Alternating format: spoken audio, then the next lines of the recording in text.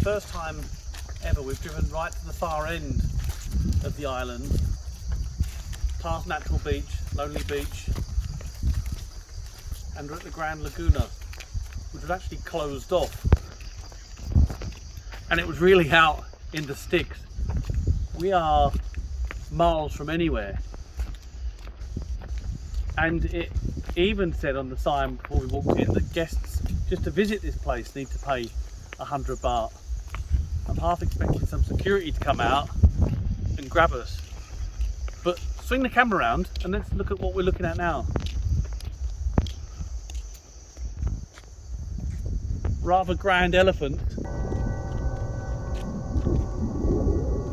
Now we might get stopped, but there's an actual boat, huge cruise boat, I don't know, it looks like from the 1960s, even further back, that's been permanently moored onto the land that was turned into a hotel.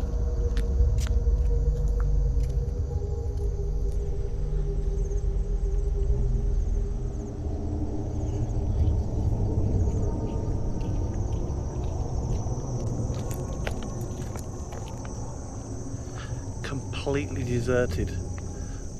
Unfortunately, I haven't got the backstory to this place, but that's a boat, and it was a hotel, and it's stuck out in the most remote location you can find on Koh Chang. It's a little bit eerie, to be honest, walking around here. I'm waiting any minute for someone to jump out and tell us to clear off.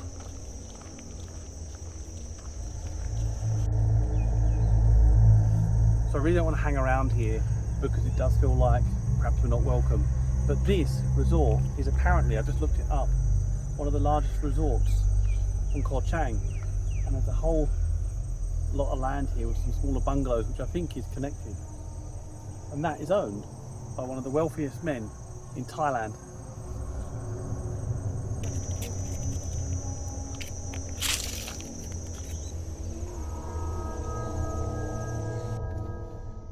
So I've just finished at that grand boat, but before I finished I wanted to show you the kind of roads that we needed to navigate to get there in the middle of nowhere in Koh Chang.